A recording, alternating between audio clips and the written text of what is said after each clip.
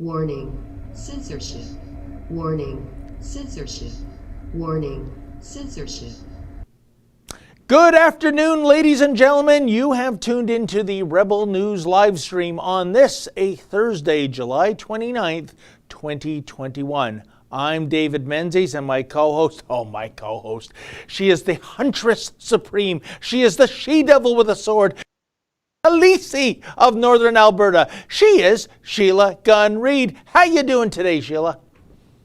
David, I'm doing great, and actually I'm doing better than I even expected, because I don't know if you know, but yesterday the pandemic was officially pronounced over in Alberta. We've moved into endemic territory, and I think it's on the list of things that we need to go to, but we're going to be basically restriction-free, including quarantine-free, and this case-demic, testing everybody who has a sniffle, that's over too. So I'm really excited to talk about that. Well, congratulations. And Sheila, I love your t-shirt, Defund AHS.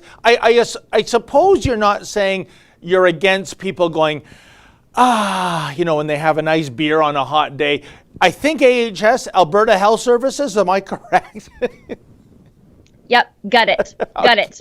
You know what? There's too many bureaucrats telling us all how to live our lives, and that, I think, has really been the one eye-opener for people who, are strong advocates of public health care. I'm not sure that I am, but even those people have come around to the idea that there are too many middle managers eating up too much money in Alberta Health Services, making decisions that could destroy your business, separate you from your grandparents, and tell you exactly who you can have in your house. So gut it. Let's rethink public health care, especially during that we've come through this pandemic.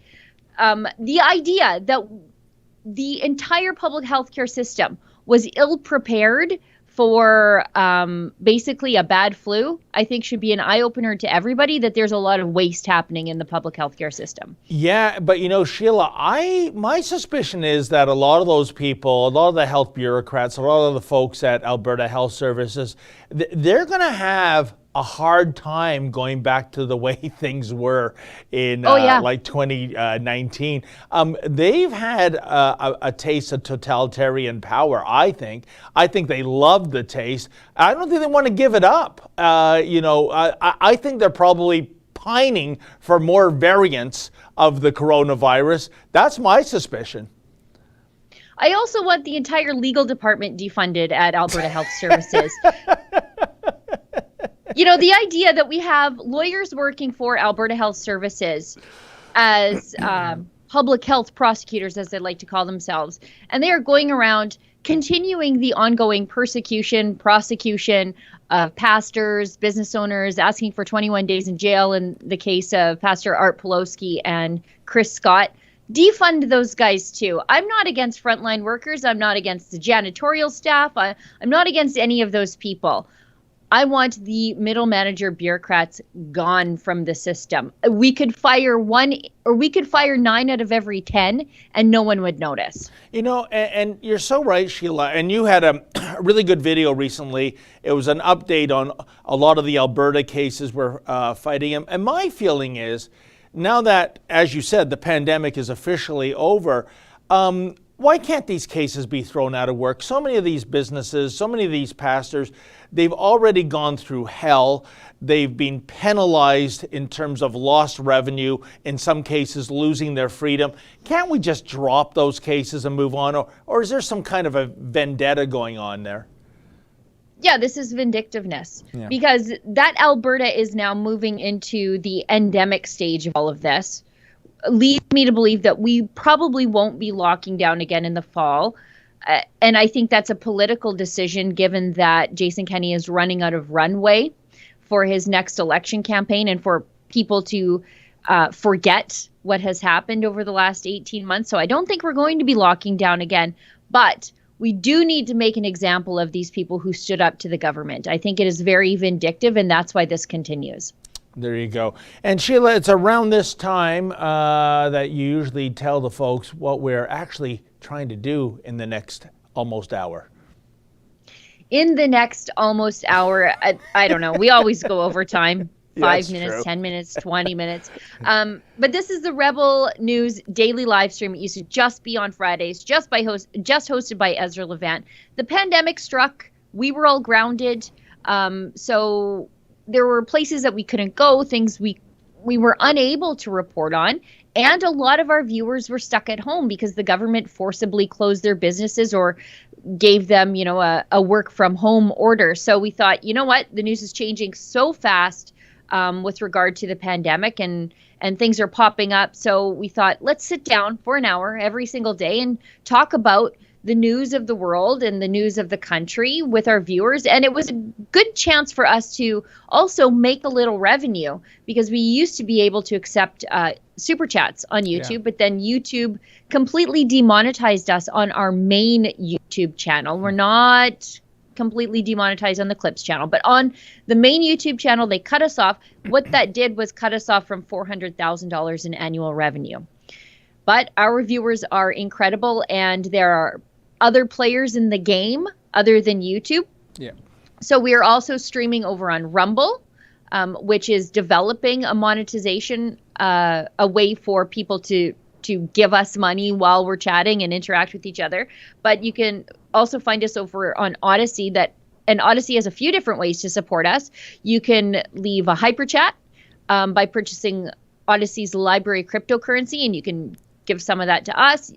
You can also leave a hyper chat using regular old currency. I think it's in US dollars, or you could tip us as a creator over on Odyssey, and also on Super U, which is a great free speech company. You can also tip us as a creator over there. So there's a lot of ways to interact with each other, to interact with us, and continue to support the work that we do completely willingly, because we'll never take a penny from Justin Trudeau.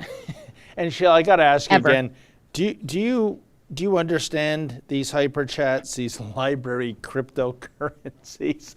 I mean, when you start talking like that, I devolve back into unfrozen caveman journalist. I don't know. Fast-moving cars and tall buildings frighten and confuse me, and so do cryptocurrencies. But I'm sure we have viewers that are much smarter than me that can figure this out, and we really do appreciate the support, don't we, Sheila? You know what? I hold cryptocurrency. I have some. I don't know what to do with it. I'm sort of frightened by it. But I got some because I guess that's what everybody's doing. So I got a little bit of it, and I'm scared of it. I'm scared to touch it. I'm scared to lose it. So it's just there. And eventually I'll get around to understanding what it is. And I know it's really important that you don't lose it. That's all I know. So I think have what you have. It's on a stick in a safe at home with 20 words in order that I dare not lose. I got a little more because that was kind of easy. So I thought, you know what, I should get a little more. But yeah, it's in the gun safe and I'm not touching it. It's just in there. Well, let's just hope it appreciates and it's not the next Bre-X. Okay, so I think it'll be fine.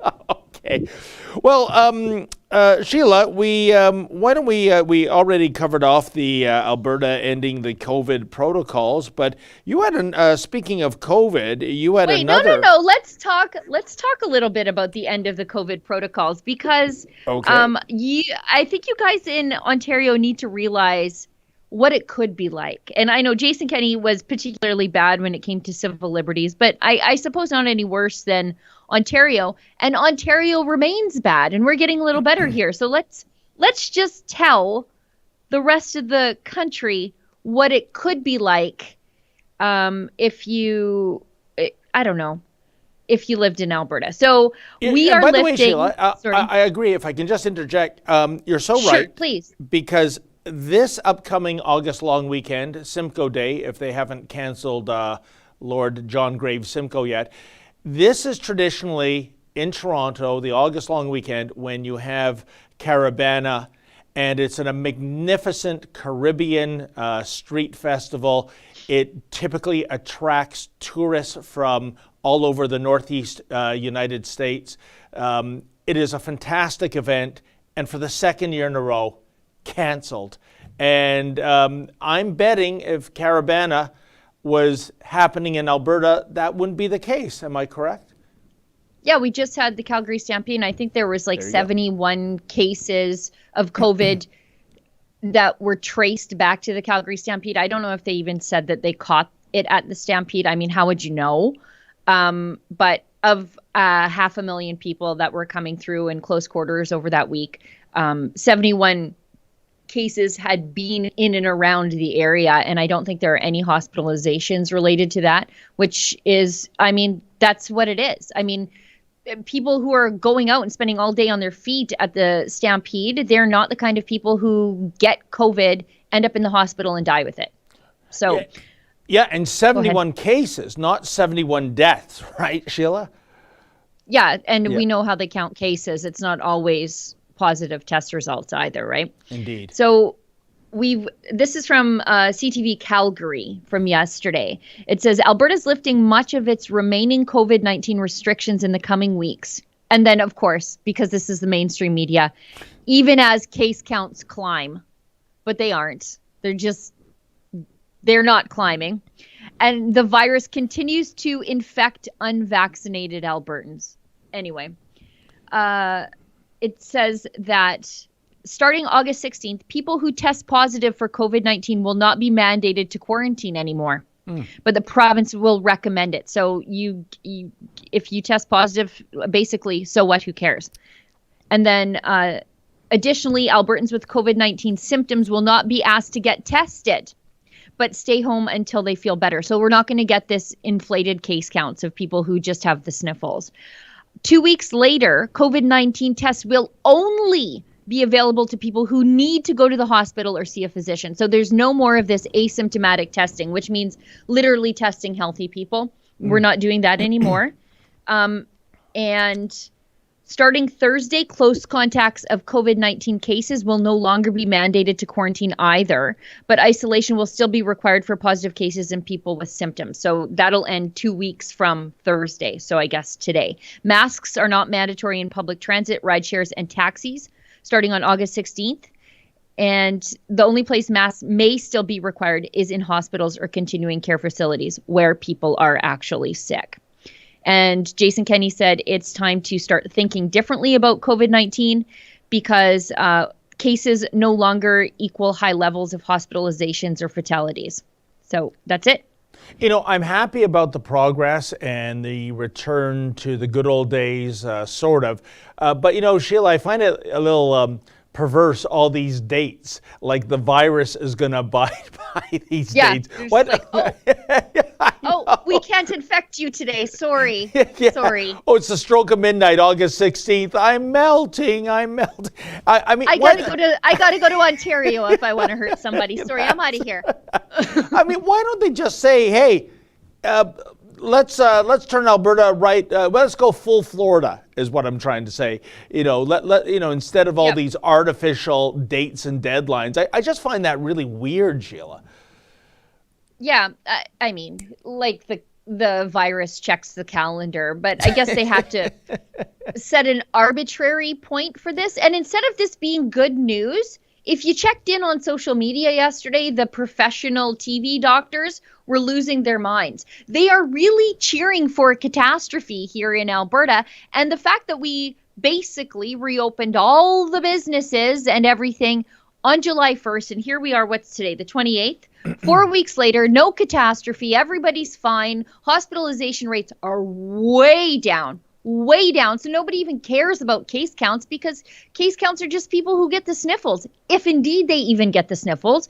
So, I mean, it's just funny how these TV doctors are just, I mean, they're cheering for a medical catastrophe to unfold in Alberta, and it just seems so ghoulish, right? Oh, yeah. As I've called it, COVID porn. And, you know, the way the mainstream media reports on things, Sheila, I had a chuckle today. It was a news story, so it wasn't talk radio where someone is supposed to be editorializing, but in the news story narrative, it was the issue of vaccine passports, and the newscaster went on to, I don't know if this was part of her script or she decided to do some freelance editorializing, saying vaccine passports, which aren't really passports, it's really proof of vaccine. In other words, a vaccine passport. I mean, like, suddenly, but you see where they're going with this. They're going to tone down the negativeness of vaccine passport, because to me that is a negative, and instead the style guide will say ixnay on vaccine passports, but do say proof of vaccination, which is a little less extreme. So that you see what camp the mainstream media is in when you hear this kind of thing, Sheila. Well, and I think that is when you see them changing the language because they know the public is against vaccine passports. I think it's a tacit admission that even they know vaccine passports are a bad idea, so they can't call them that. It's proof of vaccination so that you can go places and do things. So you mean like literally a vaccine passport?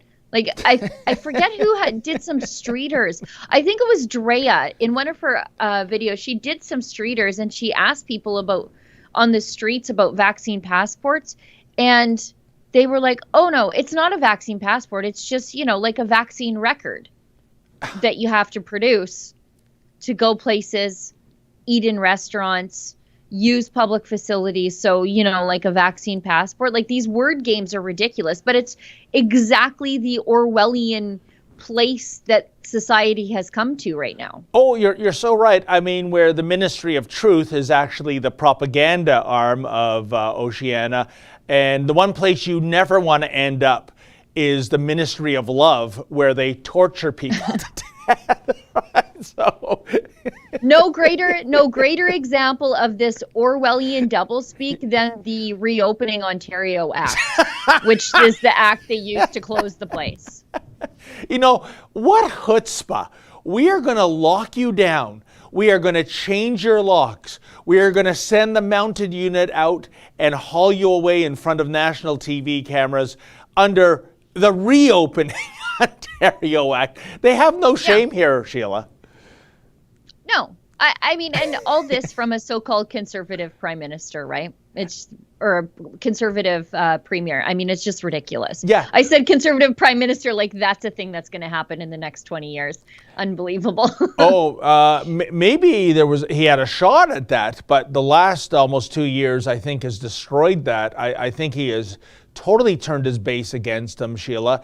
And not only a supposedly Ontario conservative premier, but the fact that one of his main slogans, in addition to For the People, was Ontario open for business.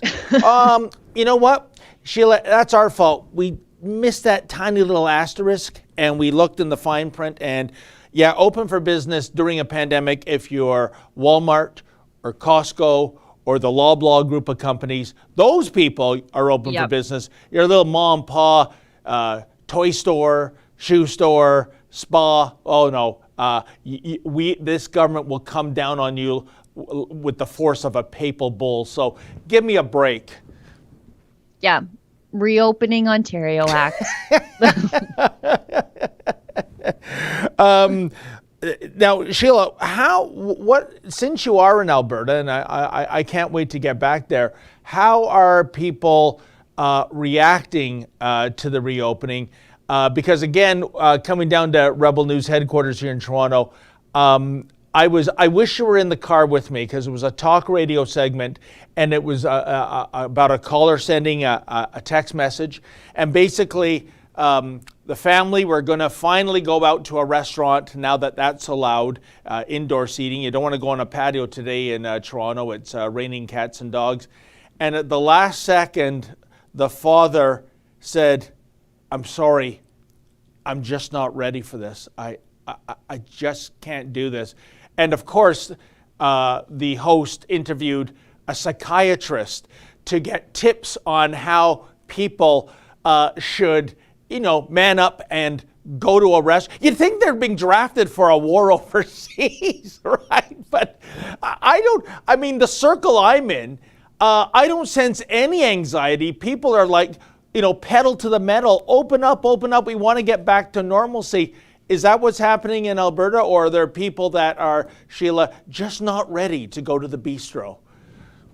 Oh, I'm sure there are some of those people in downtown Edmonton. I'm sure. I kind of hold Ralph Klein's opinion on downtown Edmonton in that it's a nice place with too many mosquitoes and socialists.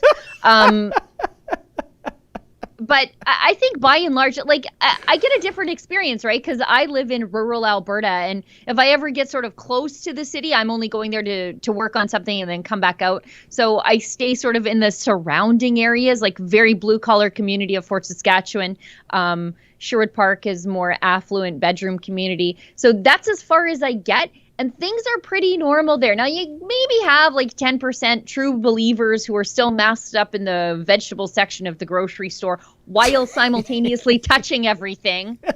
But it's Alberta, and I think we just have like a different mentality here. Like we're a different kind of people. We're by and large conservative. We don't like being told what to do. It's why we had the restaurant uprising. It's why we had the church uprising. We're just the kind of people who don't take kindly to government telling us how to live our lives, who we can talk to, and who we can have in our homes. So it's a little bit different, I think. But I think Ontario needs like a cult deprogramming a little bit. I agree. But, Sheila, you saw what they did to Adam Skelly of Adamson's Barbecue. They made him an example. That was such overkill. And really, it wasn't so much vindictiveness against Adam Skelly, although there was a part of that.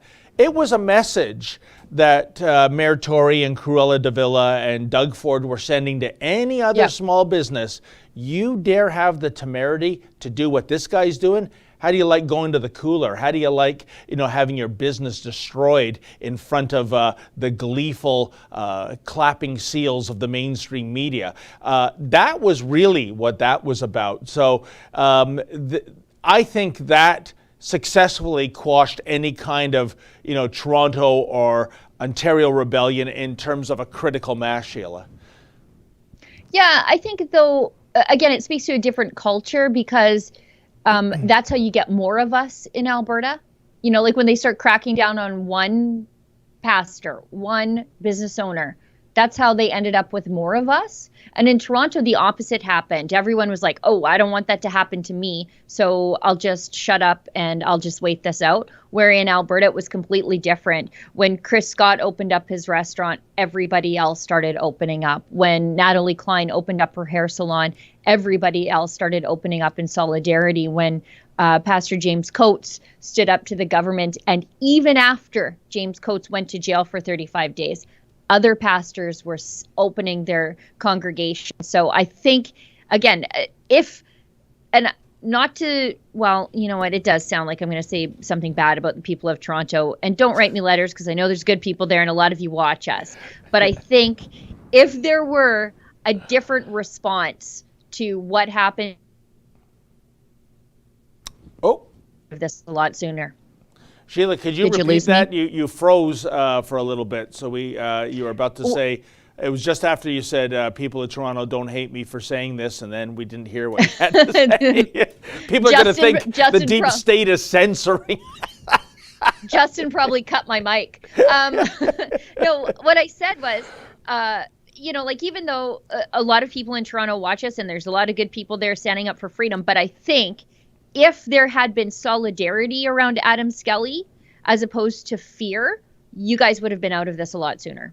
100%. And even with those outrageous, over-the-top police fear and intimidation tactics that Adam Skelly endured, Sheila, just think of it. If 1,000 businesses in Toronto, the city of Toronto, opened the next day, are you going to do that 1,000 times? There's not enough resources to do that. There really isn't. Yeah. And it was a missed opportunity, I think. And now, just as we're getting open, the speculation is what's going to happen in fall. Typically, there's a lot of chatter about, are the schools really, really ready to reopen? And of course, fall is flu season, which I guess gets conflated with COVID these days. Yep. And I love what Ezra, our boss, had to say the other day when Doug Ford makes a statement that, let me tell you, by golly, folks, in September, the kids are going back to school. Even if I have to drive the school bus, right? Sure. And I think of Sure, Doug Doug. Ford driving this giant mega school bus all over the province picking up kids. And Ezra's point was that when he hears, rhetoric like that, Sheila, the kind of rhetoric that personally makes the dial on my BS detector go deep into the red zone, I'm kind of betting on a lockdown. Right now, I think it's 50-50, but what are your thoughts on that? And what do you hear on the streets of Alberta? Well, it's that fake populism, right? That fake populism that everybody bought into with Doug Ford the first time around, and he thinks that we're going to believe him. What are we get? We're going to believe you now and not your actions over the last 18 months? Sure. Seems legit. I don't know. I'm very worried about Ontario in that I do think you guys have, I think it's more like a 75% potential to lock back down. And I just bet you, your kids are going to be wearing masks to go to school in the fall, if they go to school at all.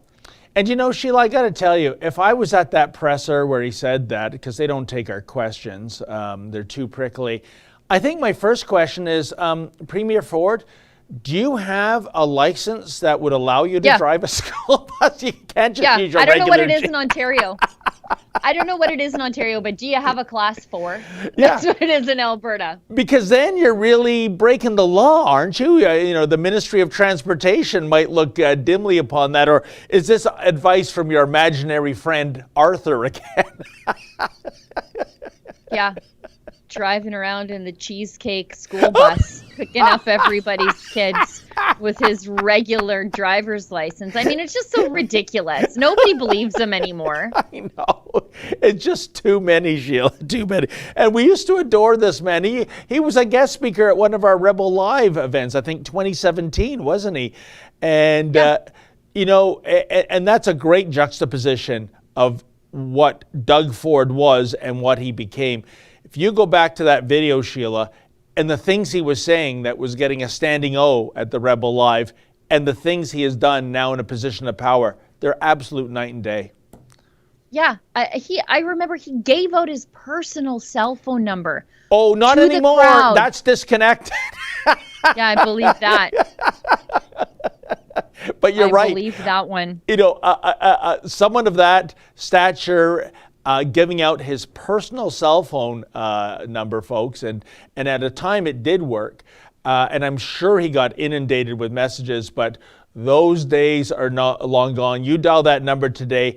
Sorry, the number you have just dialed is out of service, kind of like the province itself, out of service. Yeah. Yeah, it too is experiencing treatment from the Open for Business law. Yes.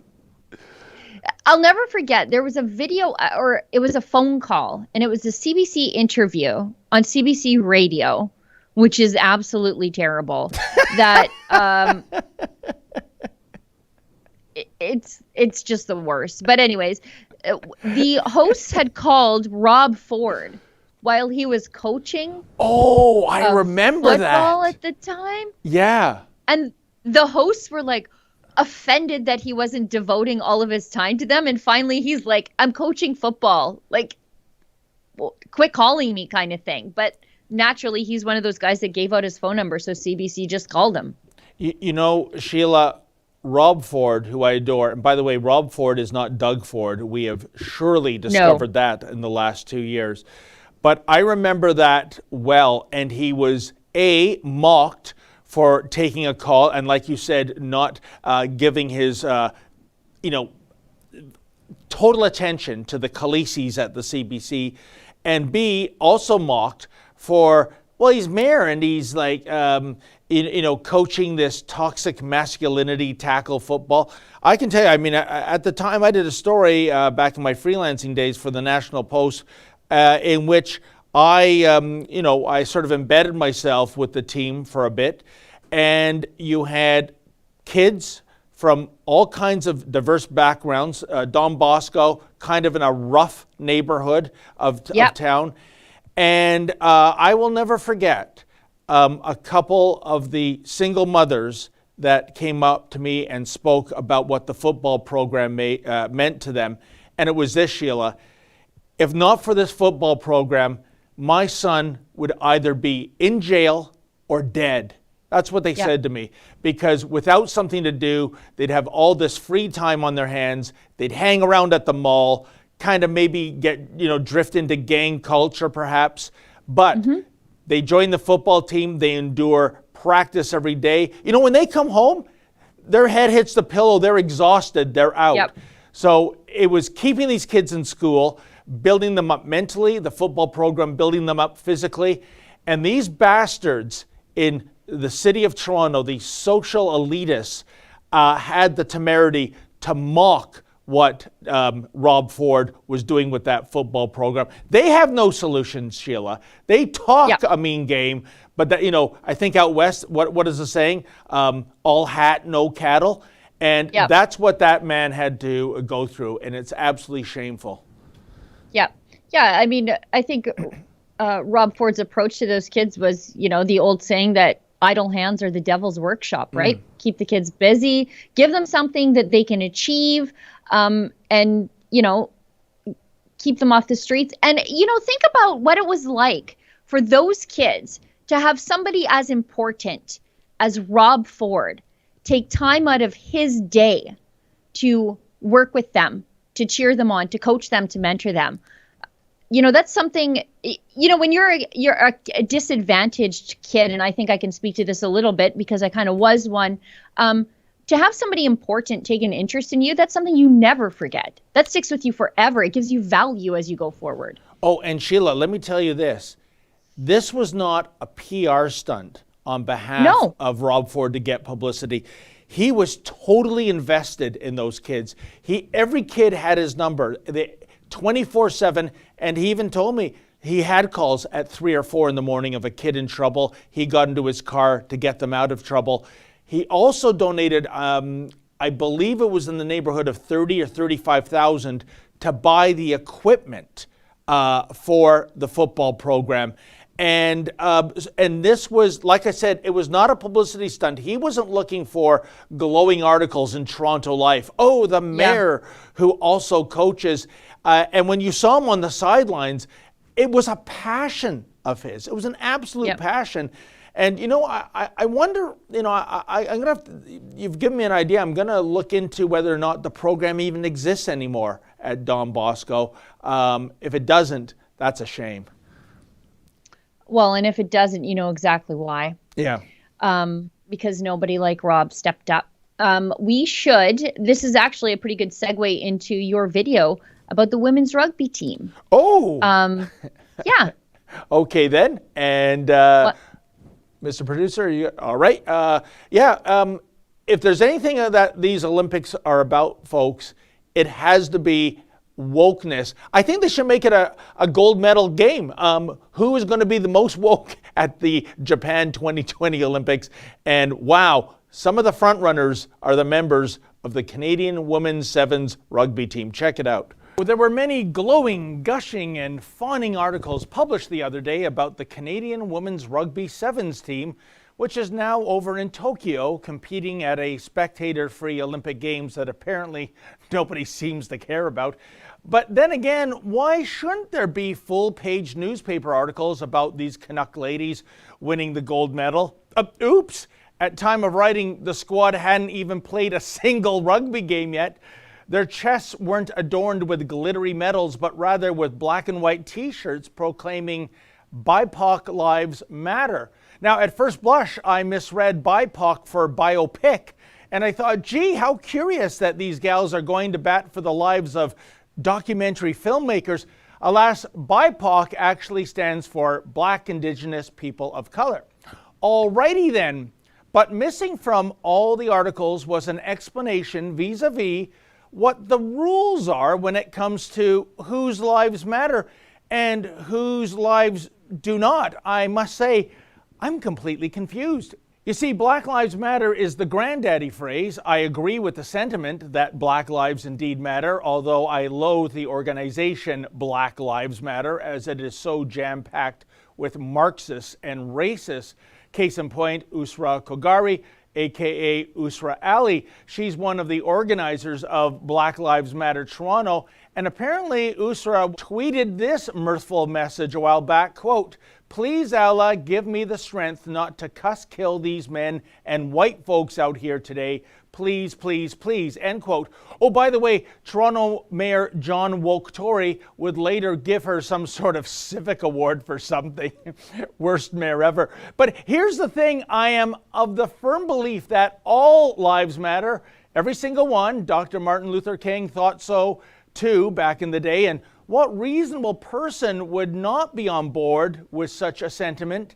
Yet stating that all lives matter is supposedly an egregious act of cultural appropriation, or at least an act of t-shirt slogan appropriation. Just ask the folks at Pollock's Home Hardware. Last July, this shop in West End, Toronto, put up a sign that declared, quote, "All lives matter, be safe, be kind," end quote. Oh, Hogtown's woke mob reacted with absolute fury. You'd think the Pollocks were displaying a swastika or something. Indeed, check out some of the comments that were published in a blog TO post. Gasped one triggered social justice warrior, quote, "I actually can't believe I saw this. How has this not been addressed?" End quote. Fumed another spirit unicorn, quote, "This sign is extremely inappropriate toward Black community members that are fighting against their people being killed and brutalized. Or do you only care about your white customers?" End quote. Naturally, the sign very quickly came down before a mostly peaceful Antifa community outreach group dropped by to introduce the hardware store to an assortment of Molotov summer cocktails. But that was then and this is now, because apparently in 2021, you can MacGyver the Black Lives Matter slogan. The rugby gals are getting applauded for their tinkering, not condemned. But are they truly being as inclusive as they could be? Does BIPOC include gay lives and trans lives? Does it include Latino lives? But hey, I get it. There's only so much real estate on a t-shirt, so maybe the rugby gals should wear shirts stating "All lives matter," except one category. That should do it. Or how about this? Enough with the virtue signaling. How about just, get out on the pitch and play rugby and try to win a gold medal for our great Dominion? And hey, should they finish second or third, perhaps they can climb up upon the podium adorned in t-shirts that state "Silver and bronze medals matter," even though, let's face it, folks, nobody really gives a rodent's rectum. For Rebel News, I'm David the Menzoid Menzies. That's worth, Sheila. Sorry, Justin didn't have you in my ear when you came back, but go ahead. Well, I was just gonna ask you to weigh in on it and you have some skin in the game, given that I believe your lovely daughter does play rugby, and let me put this to you, Sheila. In the course of researching this whole BIPOC thing, it's amazing how the left continues to eat itself. I understand the phrase "people of color" is entering politically incorrect territory. I can't even think of what the politically correct 2021 version descriptor is for people of color. Much like, remember, for the last few years, we're all about triggering and trigger warnings. Evidently, trigger is under the ban, Sheila, because a trigger is a piece of a gun, and guns are evil, don't you know? So before our eyes, within months even, politically correct terminology is becoming politically incorrect. Where does this madness end, Sheila? I hope it never ends, because now they're turning on each other, and I'm just over here saying I just get to say whatever I want, and you guys can sort out all this like word language garbage.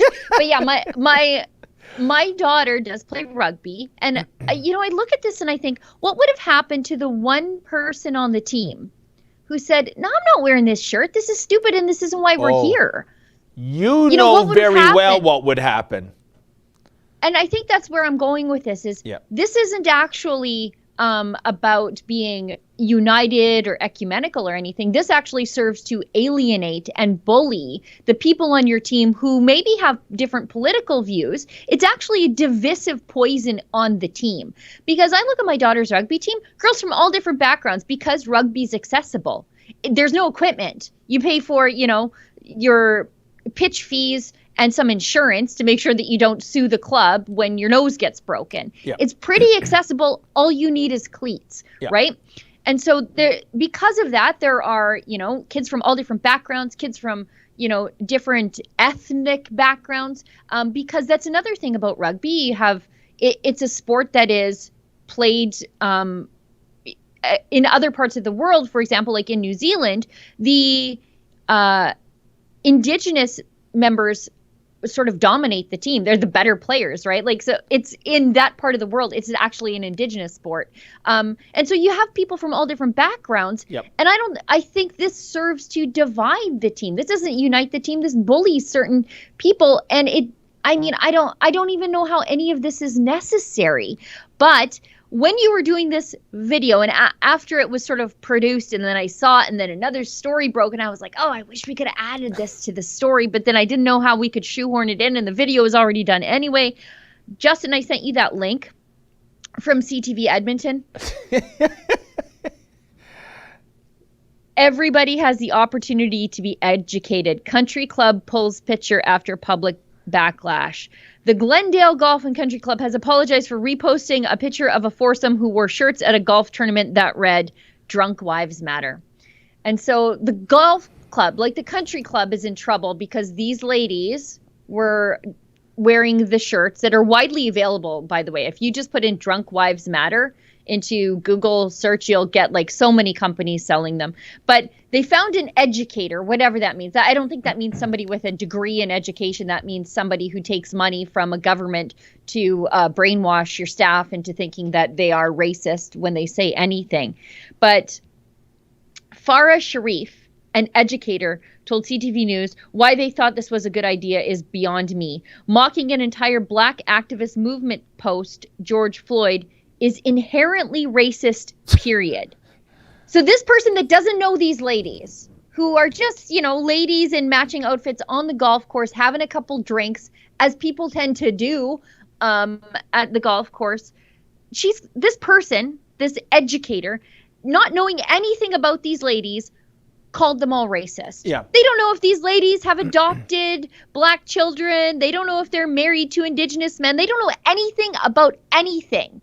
But they feel that it is absolutely their right to come to the conclusion that those ladies are racist. And I think that's the problem in all of this too, is if you don't self-flagellate, you're also racist. And the activists now want these ladies banned from the golf club. Oh. They don't want them there at all.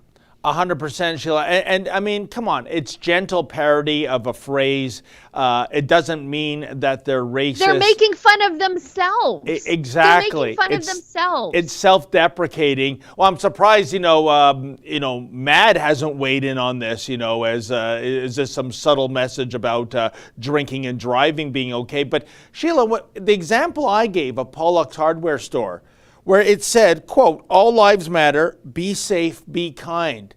How is that offensive to any reasonable person? Of course, all lives matter. And be safe, be kind, that's troublesome too. That's an expression of, white privilege, white supremacy. This is madness, Sheila. Well, and with regard to this golf club thing here, now this educator, I don't know how you're basically a bully. That's what you do. Or you call companies racist, apropos of nothing, and then you take money from the company to unracist them through classes. It's a neat little scam these people have going. Yeah. But anyways, the golf club apologized, but then the educator said the apology was weak and lacked a specific because it's not enough, right? It's not enough. And says it lacks a specific educational plan for them to move forward with. So there's the monetization of the outrage for the educator, right? Your apology isn't good enough. And now but you need me now to come educate you and pay me for it. And then because the golf club didn't capitulate fast enough, this person now, this educator, tolerance educator, is whipping up an online mob. Says, I encourage people that follow me to contact the Glendale and ask, how are they learning? What are they doing? I bet if they hired this educator, that would be great. They've learned all they need to know, right? Line this person's pocket. It's a pretty neat thing that these people do. Whip up an outrage mob by calling a golf club or any business racist and then offer the solution. And the solution is pay me to brainwash your staff. And then they say everybody has the opportunity to be educated. Yeah, I bet they do. You know what this reminds me of, Sheila? About 15 years ago, if I got the chronology right, at the ex-president of Mexico, Vicente Fox, he had said something that was deemed anti-black, and part of his Cersei walk of shame, which I found hilarious, was him personally getting on the phone and phoning prominent black celebrities like Oprah Winfrey to personally apologize for his words, which he did evidently, right? So I think that might have been a little genesis of the madness that is now full-blown right in the here and now. But I mean, these Olympics are making me ill. I mean, can't people just line up and run or swim or jump over hurdles or play rugby, for goodness sake, and spare us this sanctimonious BS? Yeah, just go there and do what we sent you to do. Yeah. You know? With our money. With our money, this is not your political platform. You're there representing the company or the country. Yeah. If you want to go there, then just go there. Do what we have sent you to do, and don't turn this incredible opportunity into a personal bully pulpit. Just go do your thing and come home, and then take the profile that you earned by actually doing something at the Olympics and do whatever you want. I don't care. This is a free country. But while you're there representing all of us with our diverse political opinions, just zip it till you get home. It's like 10 days. Just be quiet while you're there.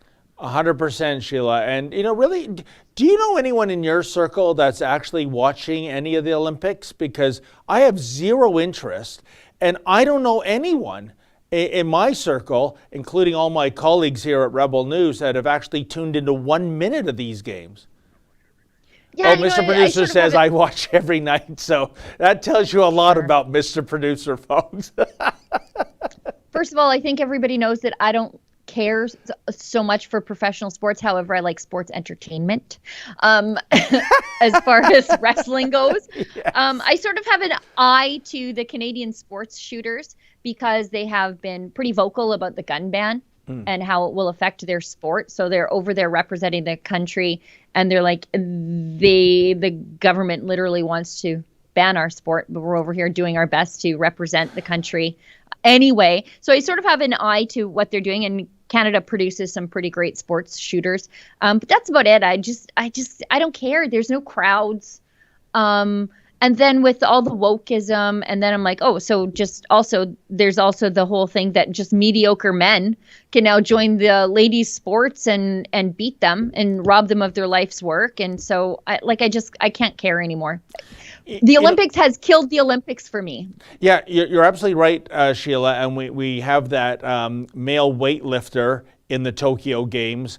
Laurel Hubbard. Yeah, and this ain't little Mother Hubbard, believe me, folks. And going back to rugby, this is why I found that wokeness so surprising, because correct me if I'm wrong, Sheila, I believe the World Rugby Union, the governing body, has done a fantastic thing, which is to take a stance against radical transgenderism. They're saying, if you're a male pretending to be a female, you are not in this sport because you are literally injuring, seriously, biological female players. And they're absolutely right. So that's what strikes me, that these women that are playing this sport are part of a federation that is not politically correct. I can't think of any other sports federation that has come out with the stance that the World Rugby Union has said, Sheila.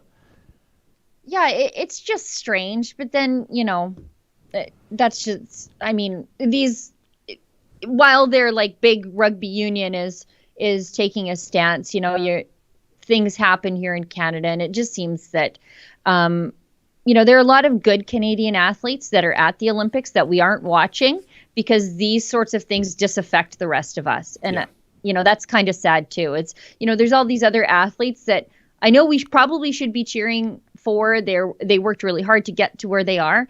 And then they do something like this. And I'm like, I can't care about any of it. Sorry. I just can't. And I don't think that's fair to the other athletes, but here we are. It's what happens. Indeed we are. And by the way, Sheila, do we have some chats that have come in?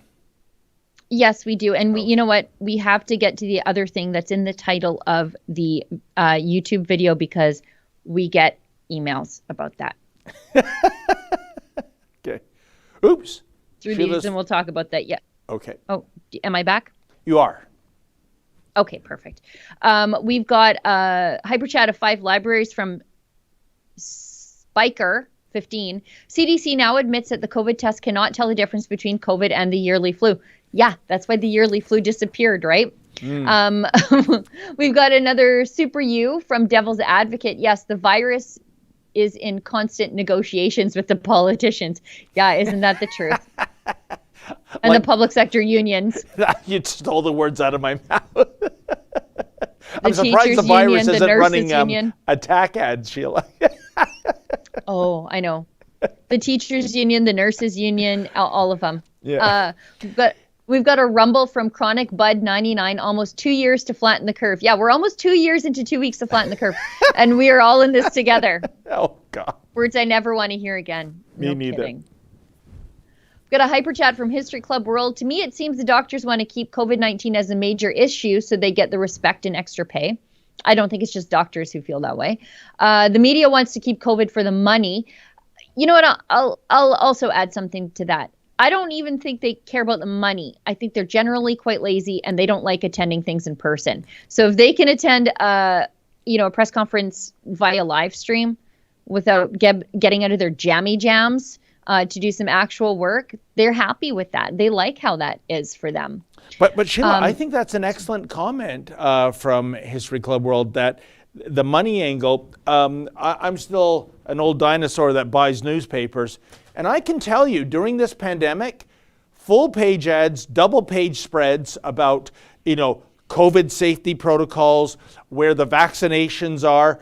This has been a little bit of an advertising bonanza or a blip, but however you want to call it, they'll take money from wherever they can get it these days. And by the way, we're paying for it. These are government ads. So yeah, the mainstream media, this is kind of good. Same with radio and TV ads. I see about COVID all the time, spreading the fear factor out there. Stay home, bake a cherry cheesecake. So really, if you're part of a sunset media organization, do you want this kind of ad revenue gravy train to dry up? I don't think you do. Yeah, stay home to stay safe on a billboard everywhere. And they also do it as a way to separate them from us commoners. That's true too. Yeah. Plus in Alberta, everybody already has a vaccine record. I can tell you the exact day I got my grade 6 vaccination. Yeah, it's true. We do. I know my daughter was going to cadet camp a couple of years ago, and we had to produce vaccine records before she could go. And it was just because there were kids coming from overseas, from places where they have no vaccinations for certain dangerous diseases, and they wanted to make sure that she would not be exposed. But those are actual dangerous diseases, not like COVID that is mistaken so frequently for the flu and vice versa. People versus predators. Oh, it's Mike from Freedom Honey. Hi, Mike. His federal petition starts this weekend. We will be at the Alberta Legislature Saturday and Sunday. Thanks, Rebels. Well, Mike, I'll have to come see you. Mike has a federal petition. I don't know who's sponsoring it yet, and I guess I'll find that out over the weekend, about changes to bail and release for people who hurt kids. So great work, guys. I'll see you then. And he left us a tip. Who would be against that? Who would click Civil thumbs liberties down? Oh yeah, those Civil guys. liberties groups. Yeah. Yeah. And Mike also tipped us $5. Well, that's very generous, Mike. Thank We've you. got a hyper chat from History Club World. Down in Medicine Hat, it seems like maybe 1% of the people are actually still wearing masks outside of places that require it. The thing I was talking about in my previous hyper chat is the online medical records that are accessible to everyone through a digital ID. Yeah, that's true. I've got a Rumble from DJ 4634. Remember when athletes competed for their nation? Defund the athletes. Yeah. What a concept.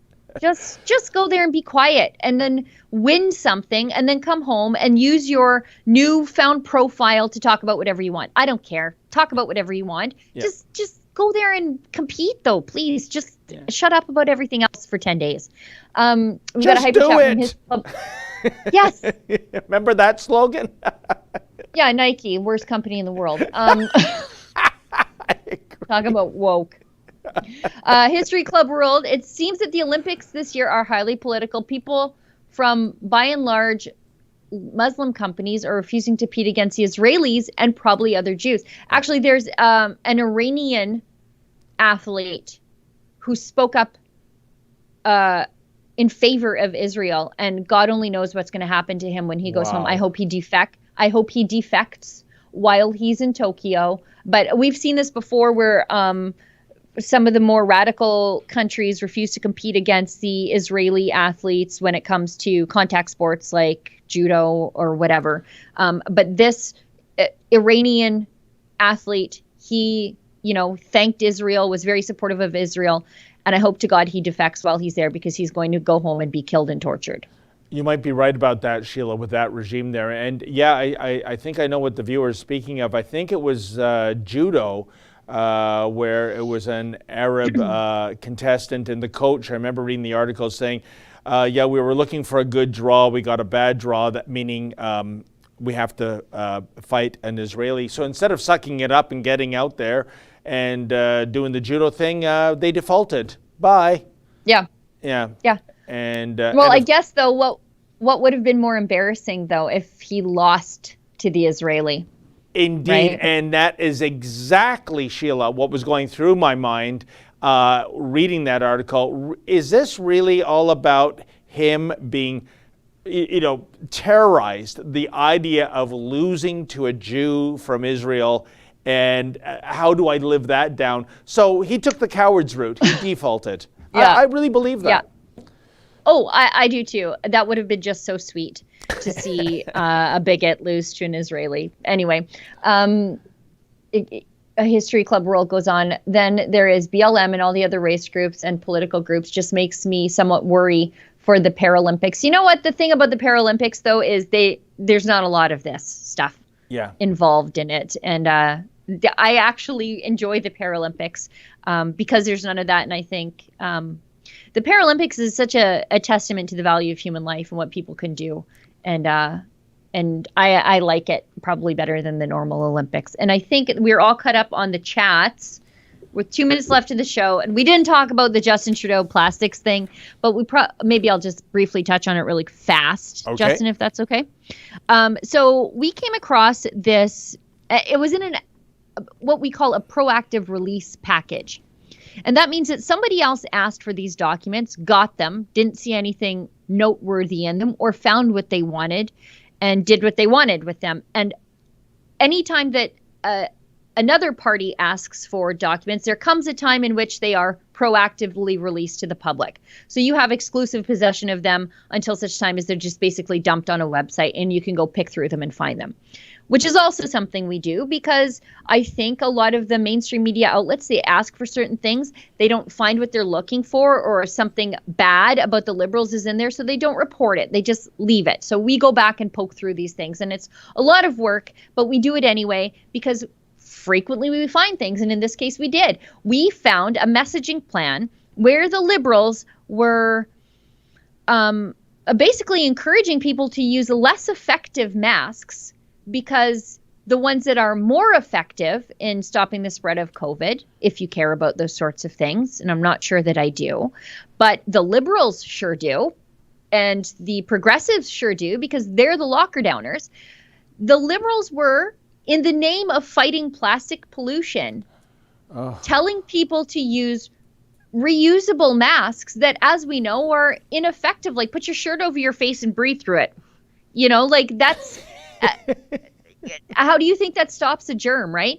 But they didn't want people using medical PPE, not because it would cause a shortage of medical PPE, but because they didn't want the plastic waste. And for the Liberals, fighting plastic pollution, which is completely inert and the perfect garbage because you can burn it to create energy afterwards, they didn't want people using plastic. So they were, in their own minds, willing to put people's health at risk. Again, if you care about COVID and the spread and wearing masks, I don't, but the Liberals do, and that's the point. So, Sheila, whatever happened to the old chestnut that public safety is paramount, that if they really believe that these masks are ensuring the health and safety of the population, I'm sorry, health and safety, public safety, that should come before any pollution issue, I would assume. But apparently, never a Liberal will never miss an opportunity to virtue signal.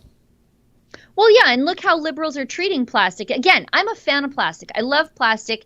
Plastic, we should have stopped the ban on plastic when we realized it's perfectly necessary for a sanitary society, especially during a pandemic. Restaurant owners, plastic made it possible for them to survive with takeout and delivery.